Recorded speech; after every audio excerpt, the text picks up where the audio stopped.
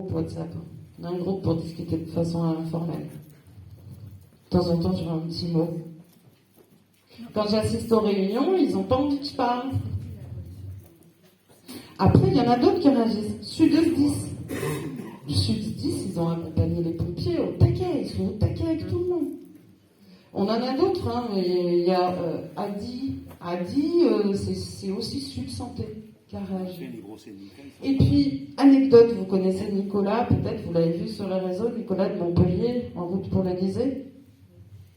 Donc lui, cette fois-ci, il a fait route avec Julien, qui est du CHU de Grenoble. C'était trop beau, tous les deux. Pour monter à Lyon à la manif. Ils sont passés par Valence. À Valence, ils ont interpellé la CGT qui était en pleine manif. On leur a donné le micro. Et pourtant, c'est des gens qui me disaient à moi que mon combat était inutile parce que de toute façon, on passerait tous par l'obligation et qu'il fallait prendre soin des autres. Et prendre soin des autres, ça voulait dire se faire vacciner pour les protéger. Et bien, cette personne-là a changé d'avis. Elle a donné la parole au suspendu. C'est long, hein? C'est long. Mais ça, tout le monde y va de son petit avis personnel. En tout cas, c'est ce que je découvre, vois ou comprends à force de discuter avec les gens. Mais les gens changent d'avis, hein. Ma propre mère a changé d'avis. Elle a mis du temps, elle a changé d'avis. Mais tant mieux. Moi, je suis ravie qu'elle arrête. Je ne la voyais pas 4e, 5e dose, et moi, tous les 2 jours à l'hôpital, pour aller la voir. Enfin, tout le monde finit pas à l'hôpital au bout de 4 doses, heureusement. Ça répond à votre question? Oui, merci. Bon, en tout cas, il faut continuer à les pousser et en parler. Il faut leur dire. Moi, mes soignants, ils adorent.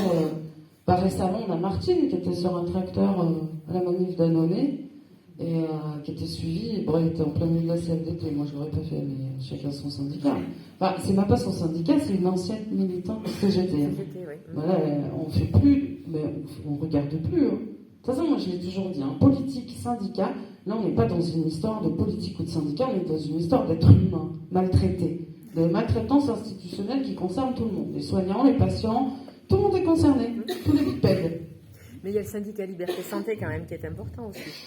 Le syndicat Liberté Santé, oui, c'est monté justement pendant cette période, tout de suite, dès le départ. Ils ont créé ce syndicat pour pouvoir soutenir les soignants. Alors, quels qu'ils soient, voilà, ils le répètent souvent à nouveau, quels qu'ils soient, bien sûr. Après, le syndicat Liberté Santé, pour l'instant, ne peut pas intervenir dans les établissements, ils n'ont pas été élus. Et ils sont venus à un moment où il y avait vraiment un énorme défaut des syndicats historiques, en fait. Voilà, ils ont. Mais le défaut existe encore, hein. On a du mal à faire un reset, là. Évidemment. C'est compliqué. Mais en fait, moi, je crois qu'au-delà de tout ça, ça a été vraiment une espèce de sidération, mais vraiment d'une brutalité incroyable qui a fait effraction, là. On a eu tous, effectivement, à être confrontés à un moment donné à une image et on a fait comme on a pu, hein, chacun avec cette question-là. Le problème numéro 2, c'est que vous avez tous entendu, attention, vous allez mourir si vous ne faites pas vacciner. Mais moi, j'avais plutôt l'impression dès le départ que c'était que j'allais mourir si je me faisais vacciner, en fait. Oui, mais ça, parce c'est que pas... tu as eu le discernement que tu allais chercher des informations en fait, et que tu n'étais pas tranquille. Ben oui. C'est pas le cas de tout le monde. Ouais. Et donc, jouer sur ces peurs-là, et après jouer sur attention, vous n'aurez plus de sous, vous n'aurez plus de salaire, vous n'aurez plus de maison si vous ne faites pas vacciner. Ah bon, oui, mais bon... On est vivant. On reste vivant, quoi. On est là. Je crois qu'on est moins malade que certains. Et voilà. Après, j'espère vraiment que les gens vont comprendre qu'il y a des solutions pour les vaccins, pour ceux qui sont vaccinés. Il y a des solutions. Il y a des choses qui existent pour éliminer un maximum les effets néfastes. Il faut ne pas avoir peur. Mais le problème, c'est que ce qu'ils ont engendré, c'est quelque part aussi du déni, de s'être trompé, d'avoir fait confiance et de se retrouver trahi. C'est super difficile à admettre chez l'être humain. N'importe qui, le déni, c'est mon Dieu, moi je ne voudrais pas être à leur place. C'est pour ça que je dis souvent, il faut les comprendre. Arrêtez de leur dire, ouais, mais vous avez suivi. Mais non, on ne peut pas dire aux gens, vous avez suivi. On a fait un choix. Alors, je veux bien faire des gens comme ça, mais quand vous avez quelqu'un qui vous dit, ah, moi je me fais vacciner parce que je ne peux pas aller au tennis. Ceux-là, ils ne sont pas récupérables. Mais il a fait un choix. Il a fait un choix. Il n'a pas fait un choix de santé, là. Mais personne n'a fait un choix de santé, on a fait un choix de peur. Il n'y a pas...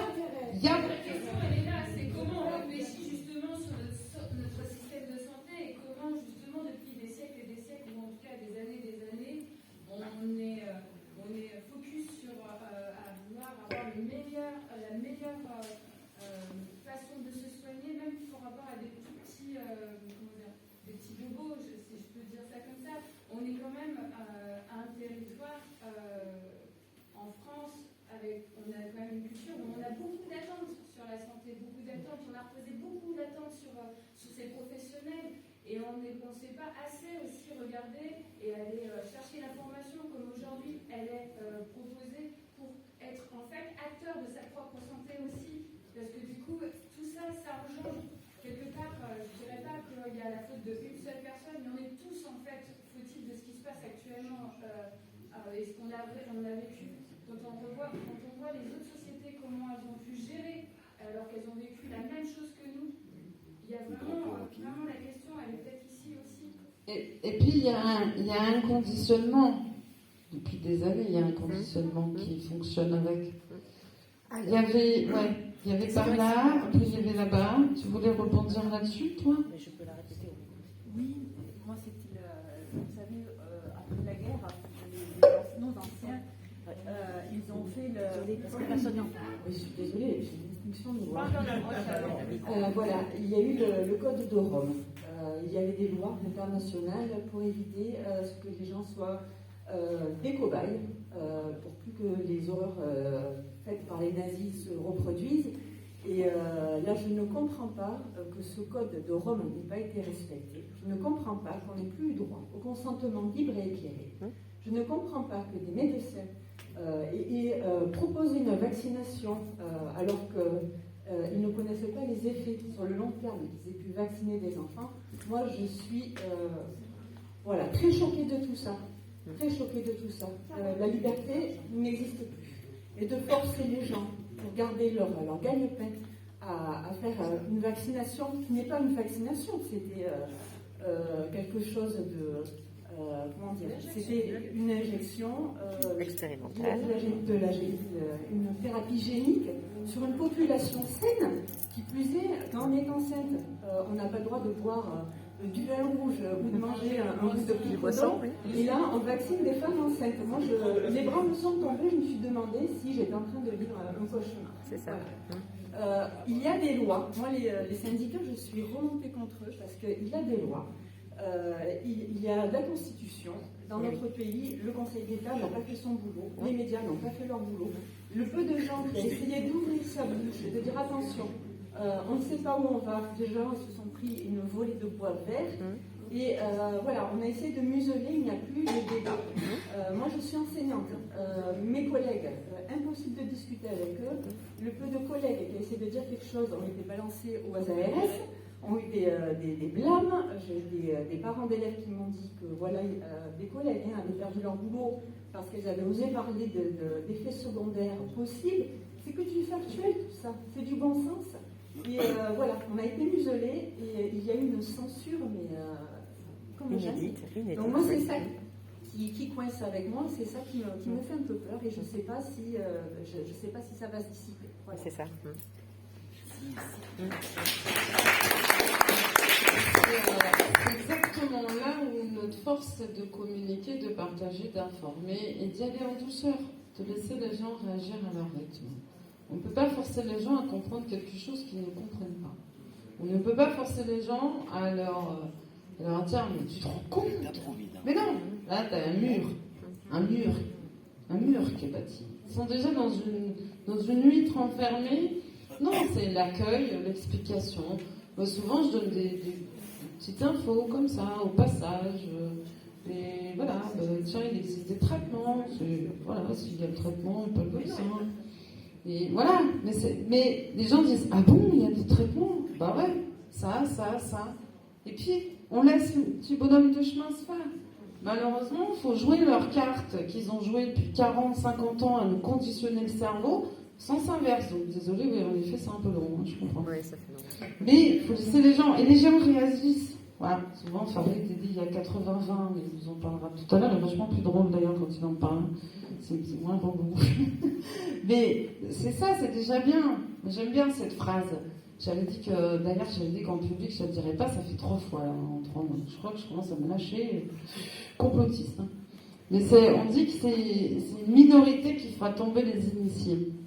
Alors, j'aime bien la dire parce qu'elle peut à la fois rien dire et tout dire, mais elle parle quand même d'une minorité qui fera tomber des choses. Il faut y aller tranquillement, tout ça. Mais je comprends l'impatience. On est tous impatients, il faut que ça cesse en fait, c'est trop dur. Il y a ras-le-bol. Il y en a ras-le-bol. Oui, c'est ça. Ça a été, c'est violent pour tout le monde. La fraction, même dans les familles. Ah mais bien sûr. Le plus terrible, c'est ça. Les divorces. Je compte même plus le nombre de divorces autour de moi parce que le sujet est tabou. Le nombre de parents qui n'ont plus envie de parler à leurs enfants. Le nombre d'enfants qui n'osent même plus aborder le sujet. J'ai été concernée, on n'ose plus du coup. Du coup, il n'y a plus de sujet de conversation. Il ne faut pas parler de l'actualité, quoi. Voilà. Ouais, je sais, c'est terrible. C'est terrible, terrible, terrible. Nous, c'est pour ça qu'on essaye de reconstruire les soignants vers le positif et ne plus être dans ce hamster qui fait de la roue sans cesse dans cette tête en disant mais ça va s'arrêter quand, on n'en peut plus. Moi, j'essaie souvent de leur dire arrêtez de regarder certaines choses. Vous connaissez l'actualité, vous savez ce qui se passe. On le sait, on n'a pas besoin de ressasser sans cesse. Il faut savoir à un moment donné rebondir et essayer de trouver des solutions en regardant toujours dans la même direction, c'est-à-dire gagner, avancer, mais en essayant d'éteindre tous ces constats qu'on fait en permanence. Oui, mais alors dans ces cas-là, est-ce que c'est pas construire quelque chose en parallèle et différent? Bien sûr que non. Parce que repartir dans ce système complètement exsangue, je sais pas. Mais on ne va pas abandonner les gens qui ne pourront pas se soigner avec un système parallèle. Moi, en tout cas, personnellement, je ne le ferai pas. Je ne peux pas abandonner les gens qui n'auront pas les moyens de se soigner autrement qu'à l'hôpital public. C'est pas possible. Et puis, à un moment donné, on a des acquis. On ne va pas nous enlever nos acquis comme ça, non. Ça va faire du simple. Tout ce qu'ont fait nos anciens, on va s'asseoir dessus. Oh, la honte! Je suis d'accord. Et c'est l'exemple qu'on va donner à nos enfants. Et quand il y a un problème, asseyez-vous sur tous vos acquis, parce que vous pourrez les oublier, hop, hop, hop, c'est fini. Non, on se relève, on y va, on récupère. Après, on n'est pas obligé d'aller récupérer en étant feu aux poubelles ou au camion de gendarme. On a tous payé pour ça. Mais en plus, et on paye tous. Et on paye tous pour ça. D'ailleurs, il faut se rappeler que je vois bien que Manu, moi je dis souvent, Manu, c'est mon salarié. Ben oui. Oui, normalement, oui. Nous sommes son employeur. Qu'est-ce qu'il ferait son employeur? Normalement, il foutrait dehors. Moi, je voudrais bien le suspendre d'ailleurs. Son salaire. Quand il s'agit du consentement libre et éclairé pour nous-mêmes, d'accord. Moi, j'étais infirmière dans une structure. On n'entend pas. Oui, j'étais infirmière dans une structure d'handicapés mentaux. C'était insupportable de voir pas avoir de consentement éclairé chez les personnes qui ne sont pas dans la mesure de le faire. Voilà. Et puis, c'est pour ça aussi que j'admire tous les médecins qui ont le courage d'avoir dénoncé tout ça. Je sais pas, je sais que Denis Agré a commencé une grève de la faim. Je ne sais pas si tu sais, si tu poursuit la grève de la faim ou pas. J'ai pas été au courant parce que on n'est pas tout le temps partout, on n'arrive pas à tous communiquer ensemble. En tout cas, s'il l'a fait, c'est son choix. Moi personnellement, je sais pas si ça a un impact parce que je crois que le gouvernement il s'en tape le plus par terre, pour être très honnête, que Denis Agré fasse une grève de la faim. La preuve, on avait Adélaïde, vous vous rappelez, à Périgueux, le NOPAS 24 est né suite à la grève de la faim de 3 personnes soignantes qui ont fait une grève de la faim de je ne sais plus combien de jours a fait Adélaïde. Elle a mis des mois à s'en remettre, donc c'est quand même une mise en danger. Je vous rassure, le gouvernement ne s'en tape plus par terre. C'était un effet médiatique, mais aujourd'hui ça fera même plus un effet médiatique. C'est ça qui est dommage. Mais ça fait partie de chacun à sa façon, chacun lutte comme il le souhaite, chacun contribue à sa manière. La seule chose, c'est qu'il ne faut pas qu'on oublie l'objectif, c'est qu'on doit aider des êtres humains à permettre d'être soignés, de travailler dignement et d'être respectés dans ses droits et le gouvernement a des devoirs aussi. Il y avait une prise de parole par là, le monsieur, son bracelet.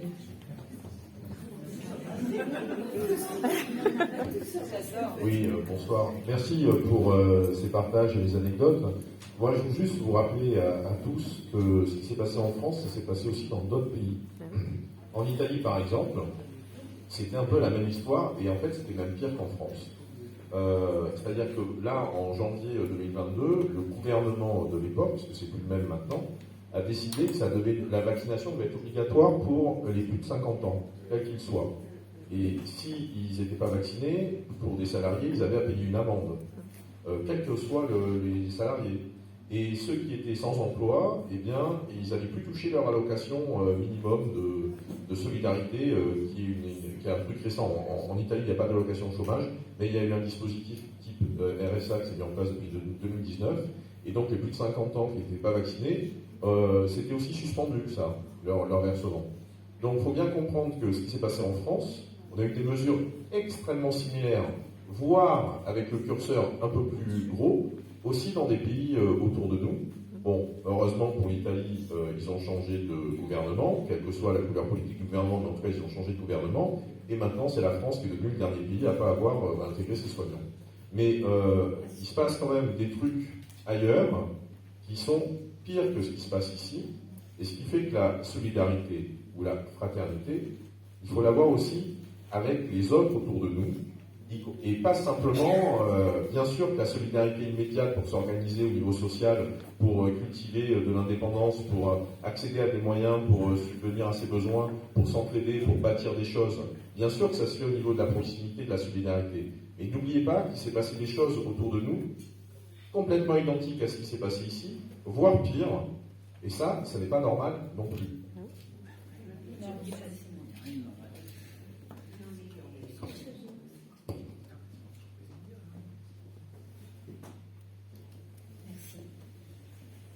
Tout à l'heure, moi je suis persuadée que dans la salle, persuadée à tort ou à raison, qu'il y a des personnes qui ont été injectées et pas vaccinées. Hein, parce qu'il s'agit d'une injection.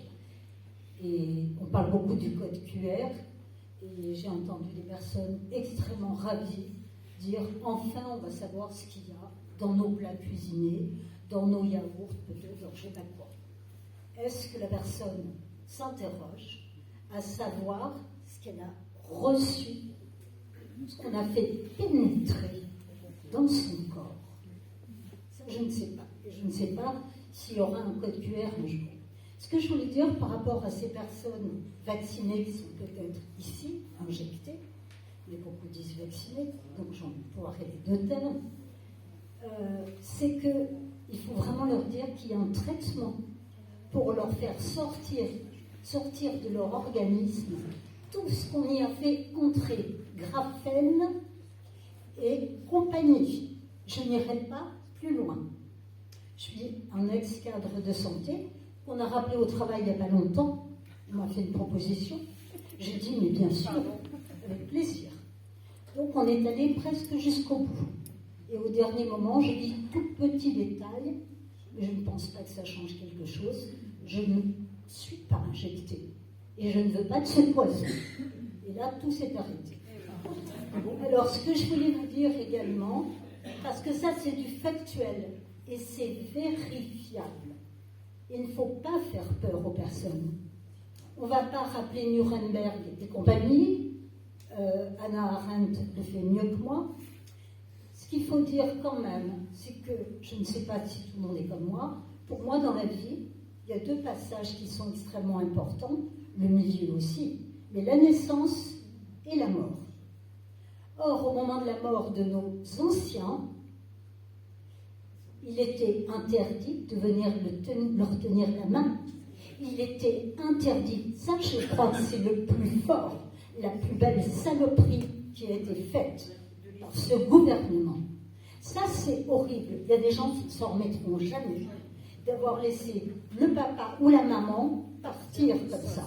Et ce sont les soignants qui ont dû assumer tout ça.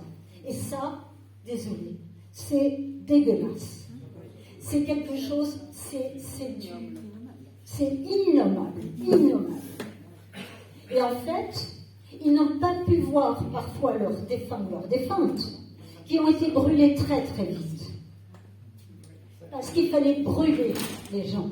Surtout qu'il n'y ait pas d'autopsie qui était interdite. Je ne m'occupe pas des autres pays. Je suis dans cette nation pour le moment. Je ne m'occupe pas des autres pays. Je sais ce qui a été fait au Canada, en Italie, etc. Après, il y a d'autres pays où ils étaient plus intelligents que nous. Je connais, et je vais être bref, mais je veux dire encore autre chose. Nous avons un ami qui a parrainé un jeune Indien. Donc l'Inde, on a vu des images horribles, avec des draps blancs partout, il y avait des morts.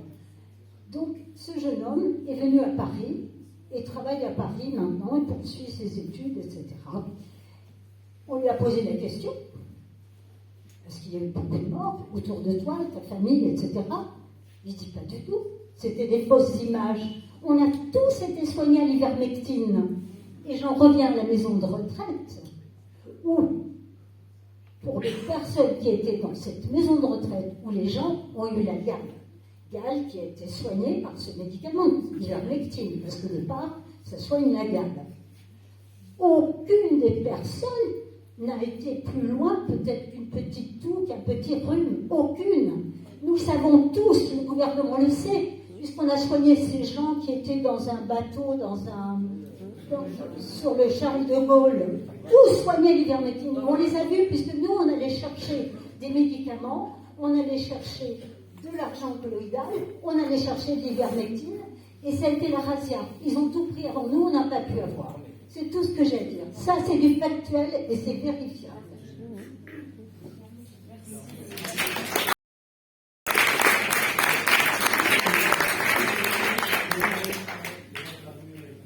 Oui, je voudrais prendre la parole en tant que médecin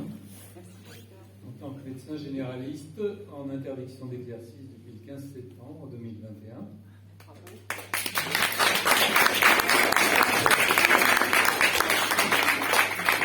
Et je répète la même chose en fait depuis 3 ans, puisque moi j'étais le seul médecin de ma petite ville d'Ardèche à prendre la parole en public. Donc comme là je prends la parole en public, je n'ai aucun conflit d'intérêt avec aucun des laboratoires intéressés par la crise.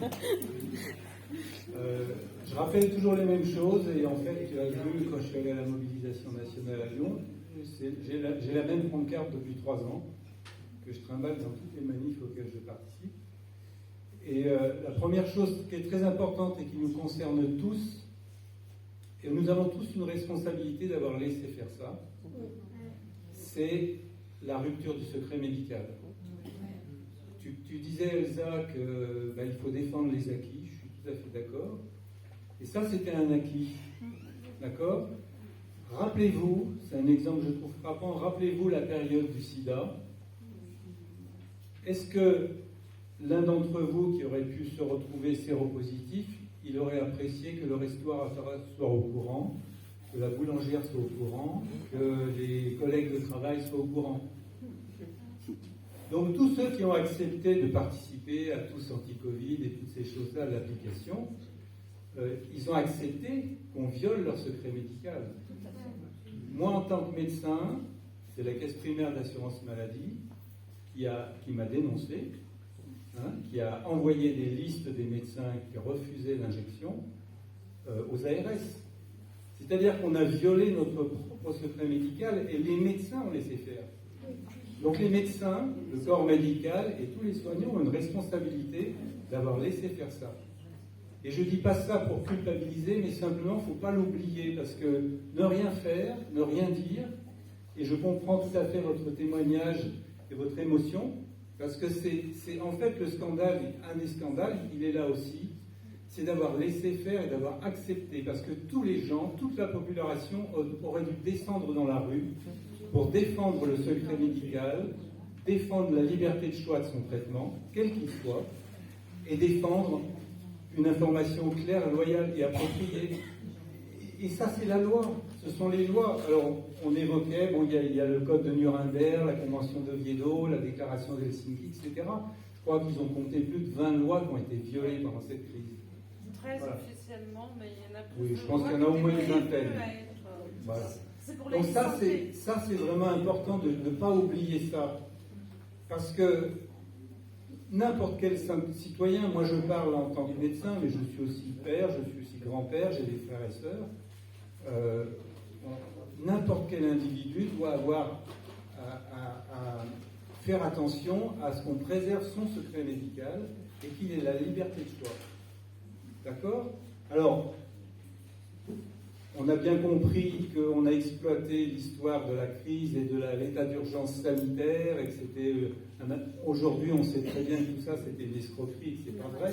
On a tous les documents maintenant pour savoir que, certes, c'est un virus qui peut entraîner des inconvénients. On le sait, à 99% de chance, ce sont des gains de fonction, des recherches de gains de fonction. Donc c'est un virus, un coronavirus qui a été trafiqué. Je ne veux pas rentrer dans le débat de savoir s'il a été volontairement disséminé sur la Terre ou si c'est une fuite accidentelle, peu importe. Et ça reste que c'est très très probablement un virus issu des gains de fonction, donc un virus beaucoup plus agressif qu'il ne l'était au départ. Et donc, à partir de ça, ils ont monté en épingle, ils ont essayé de faire croire à une pandémie. Là, je vous dis ça en tant que médecin, parce que je connais assez bien le sujet. Ils ont fait croire à une pandémie, un état d'urgence sanitaire, et sous prétexte de cela, ils ont fait passer, ils ont violé toutes les lois. Simplement, il y a des garde-fous normalement. Le problème, et tu parlais des avocats abrutis de travail maintenant et tout ça, mais je crois que certains avocats envisageaient d'arrêter leur boulot parce qu'ils disaient mais on ne peut plus travailler. En fait, on ne peut même plus argumenter avec les lois puisque de toute manière, le gouvernement ne respecte même plus toutes les lois, toute la législation. Donc, c'est très grave ce qui s'est passé, ce qui se passe encore. Il est grand temps, et je suis d'accord avec toi Elsa, il faut continuer le boulot, il faut continuer avec de la douceur, mais il y a une difficulté, et là je reviens sur ce que tu disais par rapport à l'information, notamment sur les effets secondaires. C'est un problème très délicat, et c'est là où ils ont été très forts dans la manipulation des masses, c'est qu'ils nous amènent à continuer à nous auto-censurer. C'est-à-dire qu'en fait, on se censure soi-même pour ne pas parler. Alors, les médecins se censurent, les soignants se censurent, et puis les individus, lambda, se censurent dans leur propre famille. C'est évidemment, si on a affaire à quelqu'un qui s'est fait injecter, comme tu disais très justement, c'est très difficile de se rendre compte qu'on a été trompé, qu'on nous a menti, qu'on a violé notre corps et notre secret professionnel, le secret médical, en violant toutes les lois. C'est très difficile, voilà. Mais une fois qu'on est injecté, ben on est injecté et c'est pas comme un traitement qu'on arrête de prendre. Et donc, évidemment qu'on ne peut pas jouer la peur, comme tu disais, comme l'a fait le gouvernement. Mais en même temps, comment faire pour apporter l'information? Alors, je pense qu'on n'est pas responsable de comment les gens réagissent, d'accord? Comment ils interprètent les choses. Et de ce que j'ai, moi, cette crise m'a enseigné, en ayant lu Mathias Desmet, Hannah Arendt, Louis Fouché, etc., ce que c'était que l'hypnose des masses et ce qui permet de comprendre comment il paraît que même, en fait, ce sont les gens qui ont fait le plus d'études qui sont plus facilement manipulables que les autres. Ce qui est une des explications, c'est pas la seule, mais c'est une des explications pour lesquelles des scientifiques, des universitaires ont gobé ce qui se passait de bonne foi. Après, il y en a beaucoup qui se sont tus pour des raisons professionnelles, pour des raisons d'ego, des raisons de crédit, des raisons qui sont humaines, et on ne va pas juger ça. Mais quand même, je veux dire, il faut continuer à faire passer l'information, et Mathias Desmet disait que dans cette technique d'hypnose des masses, il y a toujours un moment où on va se retrouver face à des gens qui sont dans la doxa du Covid, comme dit Laurent Micheli, qui sont dans la doxa du Covid et qui vont devenir agressifs. Hein, et donc, qui seront capables, on a connu ça dans des heures moins glorieuses, qui sont capables de dénoncer des gens de leur propre famille, leurs propres enfants, etc. Ces chefs de gendarmerie qui dénoncent les collègues, etc. Le problème, donc, c'est qu'on ne peut pas... Il faut que vous compreniez que ces gens-là sont hypnotisés. Donc, ils ne sont pas capables de comprendre et les prendre de front, c'est pas possible. Donc, il faut distiller tout doucement. Et la seule attitude, moi, que j'ai retenue, c'est qu'il faut continuer d'informer, continuer d'informer, continuer d'informer. Et quand on se décourage, et bien on se fait regonfler par d'autres gens qui ont... Voilà, il y a des cycles. On a tous, à rien qu'au Covid, connu ces moments de découragement, de lassitude, de dire à quoi ça sert. Voilà. Donc je rappelle ces valeurs, le secret médical, la liberté de choix de son traitement, l'information claire, vous voyez, il faut vous battre, il faut descendre dans la rue pour défendre ses valeurs. Personne ne peut s'opposer à ça, en fait. Mais est-ce que vous... Enfin, moi je ne sais pas, j'ai vu passer en 2019 une information de la part d'Amélie qui demandait aux personnes qui ne souhaitaient pas voir étaler au grand public, ou en tout cas soit au patron, soit alors aux médecins, notre statut vaccinal, en fait, concernant le Covid. Et très vite, je me suis dit, oulala, je diffuse les informations auprès de mes collègues de boulot, en leur disant, mais je trouve ça incroyable d'avoir à le faire, mais je vais le faire. Et j'ai donc fait les démarches, j'ai demandé à ce que ça reste dans la confidentialité la plus totale. Ça a été acté, j'ai eu des réponses de la part de la Sécu en me disant, oui madame, on a bien reçu votre demande, et je ne sais pas du tout à quoi mon dossier médical ressemble, mais en tout cas, je n'ai pas été embêtée par ma hiérarchie, et mon statut vaccinal semble être encore abrité. J'en sais rien. Mais moi, je suis dans un statut un peu particulier où je suis en arrêt maladie, pour d'autres raisons, et mon employeur a fait un peu une chasse aux sorcières au début, et ensuite m'a laissé sur la touche. Donc voilà, je suis une suspendue particulière. Mais en attendant, je me suis dit, mais où est-ce qu'on va là? Si déjà il faut qu'on bataille pour un acquis, effectivement... Mais dans mes collègues, il y en a pas qui ont fait la démarche, en fait. J'ai été la seule. Mais parce que je me suis dit, ça pue. Je me suis dit, c'est bizarre quand même qu'on nous demande, à nous, de protéger quelque chose de précieux, en fait, alors que c'est à ces organismes-là de le faire. Mais bon, voilà. C'est terrible. Mais t'as bien fait de le faire. Mais oui. Donc il faut continuer à passer cette information. Mais oui, mais il y avait des délais, Elsa. C'est-à-dire que passé une certaine date, on ne nous garantissait plus le secret, manifestement. Et ceux qui avaient envie d'en savoir quelque chose pouvaient très bien avoir accès à ce type d'informations. Oui, non, mais c'est fou. Parole, après on peut continuer de discuter tous ensemble. Normalement, on est encore un petit peu là. Pour laisser d'espace au temps en pause, pour ensuite accueillir... Je suis très vite. Je ne suis pas soignante, je suis enseignante, je suis institute, ensuite d'Ardèche. Je ne suis pas encartée politique, je ne suis pas élue municipale, je ne suis pas directrice d'école, puisque je ne suis que remplaçante. Mais je veux témoigner pour qu'on sache ce qui se passe en Ardèche. C'est tellement énorme, je n'arrive toujours pas à le croire. En 2021, en janvier, je reçois un appel du DAZEN de Privas qui me dit « Vous êtes convoqué dans 3 jours, alerte parents ». Qu'est-ce que j'ai fait? On ne vous donne pas de réponse. Et au bout de 3 jours, vous arrivez à l'inspection académique. Et là, je me dis, bon, la seule chose qu'on puisse me reprocher, c'est d'avoir mal porté mon masque. Je ne vois pas d'autre chose. Et là, on me dit, obligation de réserve. Vous avez été dénoncé par lettre anonyme, par des soi-disant parents, pour ne pas avoir respecté l'obligation de réserve, parce que vous avez rigolé, écrit des sketchs ou des pamphlets sur les pseudo-gestes barrières, et que vous avez critiqué votre administration. Et j'avais 2 inspecteurs devant moi, une administrative, et ils m'ont vraiment cherché à m'intimider, à me dire que je risquais la mise à pied pour avoir fait de la politique et du donneur d'alerte, alors que je suis toujours fonctionnaire, qu'il faut que je démissionne si je veux faire ça. Et donc, j'ai bien gardé mon masque pour bien cacher mes sentiments. Ils ont essayé de me cuisiner pour savoir tout ce que j'avais écrit. Et j'ai répondu, je peux pas, obligation de réserve. Et l'inspecteur m'a dit, alors écoutez, vous allez venir me voir à Aubenas, nous allons en parler parce que je me sens concernée. Et je lui dis, mais monsieur l'inspecteur, vous aussi, vous êtes en obligation de réserve? Elle me dit, ah oui. Et en fait, j'ai mené ma petite enquête, je me suis dit, mais comment une petite remplaçante peut-elle avoir des ennuis? Et c'était juste parce que le 21 janvier, j'avais écrit une blague sur ma page perso, qui a été piratée et rendue publique.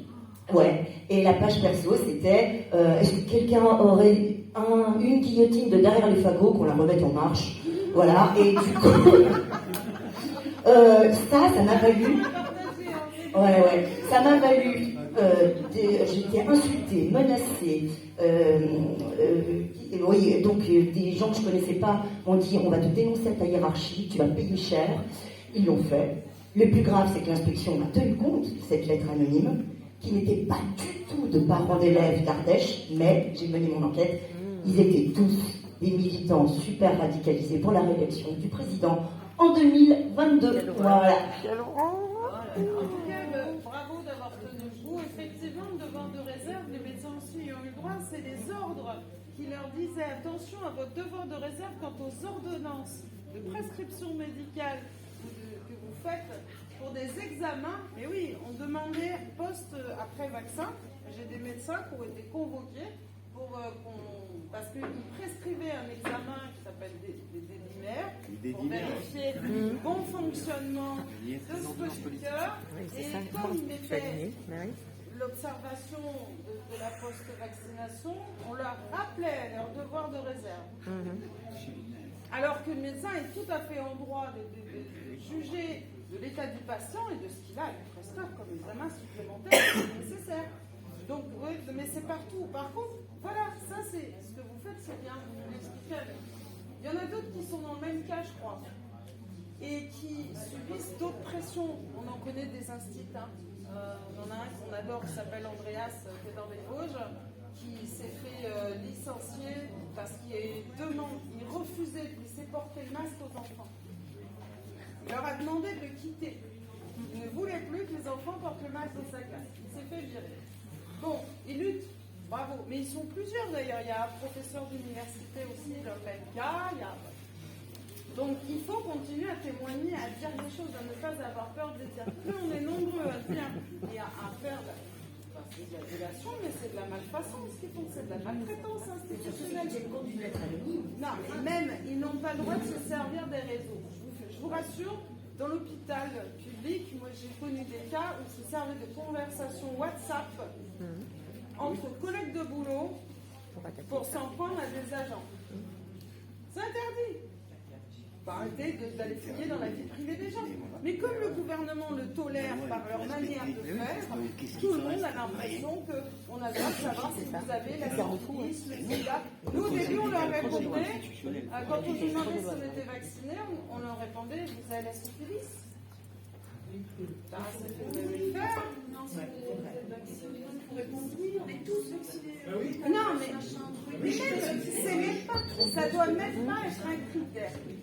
Ça ne devrait pas être un critère d'une conversation. C'est bon? On va faire une... La dernière question. Oui, dernière question, s'il y en a une. Il y en avait une quelque part. Et après, on fera la pause. Je suis encore là si vous avez d'autres questions. Après, il y a des soignants aussi qui sont là. Il y a même un social. Oui, mais sinon, j'arrive à parler fort si j'entends. Ouais, on entend. Oui, j'allais rebondir sur l'intervention concernant l'enseignement, l'éducation. C'est vrai qu'on est nombreux à en vouloir beaucoup à plein de monde, mais nous, en particulier aux enseignants qui n'ont pas fait bloc dès le départ pour interdire qu'on masque les enfants. Mais pas du tout. Les profs, ils couraient, ils étaient contents de se faire piquer. Alors, et là, on va terminer. Si le petit met le masque là, voilà, alors les mecs qui résistent et bravo, qui arrivent à dire, à rester droit et à rester fier. Chez nous, à Priva, au collège, ils étaient deux chez tous les enseignants, deux à résister. Et là, qu'est-ce qu'on a vu cette semaine à Lille? Je ne sais pas si vous avez vu l'information. 8 enseignants surveillants d'une épreuve du bac ont laissé un gamin mourir. En interdisant aux autres de sauver pour porter secours, ils l'ont laissé mourir parce qu'ils savaient, en fait, ils n'avaient aucune fiche d'intervention, ils ne savent pas quoi faire, donc ils ne prennent pas de décision parce qu'ils... Ah, voilà, parce que, voilà, c'est pire que ça. On a une fiche du directeur d'académie qui dit celui qui se lève, il est exclu. La truc, elle est annulée. Et là, c'est bonnement, terrifiant, conditionné complètement. Le chef a dit. Non, moi je suis d'accord, c'est terrible. Sauf que les gens oublient aussi de leur propre assistance à personnel. même aussi. Ah oui, j'ai pris de ma vue sur le mien et votre primaire. Non mais c'est bien aussi pour mes corps vocales. Non mais c'est ça, c'est exactement ça, mais c'est partout ça, c'est ce qu'on disait, ça fait c'est 10 ans, 20 ans, 30 ans, 40 ans de manipulation, de conditionnement, de la boîte à trous de Badour qui nous répète sa merde, l'autoroute. Et le Covid, on se vaccine. D'ailleurs, depuis que je l'ai dit, alors je sais pas si c'est ça, mais depuis que je l'ai dit lors d'une émission, je n'ai plus vu l'écrit sur le Covid. Je suis sûre que c'est vrai. J'ai même réclamé le point d'exclamation pour l'année prochaine. On l'a vu en décembre à minuit. Mais on va faire mieux. C'est plus sur l'autoroute. Et bientôt, à l'hôpital, on mettra péter votre ceinture pour pas avoir un accident. Ah ben non, mais partout, c'est comme toutes les institutions ou tous les lieux qui se permettent encore de mettre le masque obligatoire. Je rappellerai que c'est recommandé, que c'est à discrétion du directeur d'établissement ou de la personne de l'établissement. Si vous n'avez pas envie de le mettre, par contre, vous n'êtes pas obligé. Parce qu'à un moment donné, c'est pas la loi qui le dit, c'est le gars qui décide. Alors soit il y a écrit que dans les établissements recevant du public, c'est obligatoire, on le fait, point barre, comme ils nous l'ont imposé. Je suis désolée, on doit être libre de disposer de son corps comme on l'entend. Si on veut ne pas respirer dans un masque, autant qu'on le fasse en manif, comme ça on ne prend pas de gaz. Et même, vous verrez que si vous essayez les masques en manif, mais oui, mais mieux, c'est qu'en plus ça ne vous protégera pas des gaz. C'est nul. Donc comment ça vous protégerait d'un virus? Oui, je sais, parce que sinon ils ne peuvent pas travailler. La reconnaissance, oui. C'est cadeau. C'est comme la e-santé, ça. Tu as vu? La e-santé. Avant et après les obligatoire en manif. Ça y est. Bien au contraire. C'est ça, c'est exactement ça. La France, on est vraiment le bastion. Ouais, c'est quand même terrible. On a le droit à une dernière question, Marie. C'est pour que je la ferme après.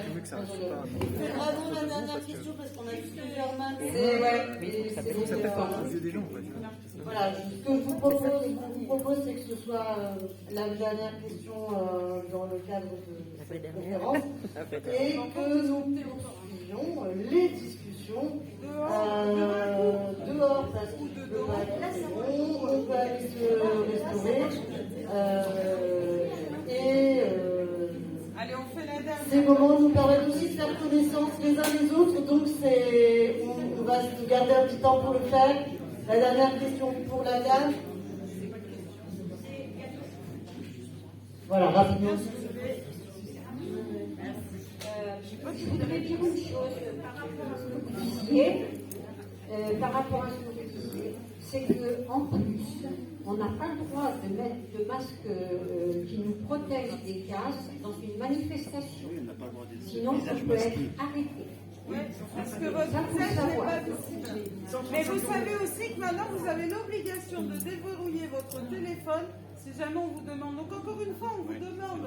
C'est un article de l'eau qui a été mis en place là cette année encore, début d'année, ou fin d'année dernière, fin 2022. Vous avez obligation de déverrouiller votre téléphone si la police vous le demande pour aller fouiller dans vos affaires personnelles. Non mais apprenons à continuer à dire stop, vous ne voulez pas venir me fouiller dessus. Stop, il faut arrêter que les gens fouillent dans nos vies ou essayent de la maîtriser. Vous avez vu qui c'est qui a voté? Et je vais ajouter une deuxième chose, c'est que dans l'hôpital d'Aubenas, je suis rentrée, malheureusement ils m'ont trouvé un diagnostic positif, et il faut savoir que quand on rentrait dans l'hôpital d'Aubenas pendant le Covid, on était maltraité en tant que non vaccinés.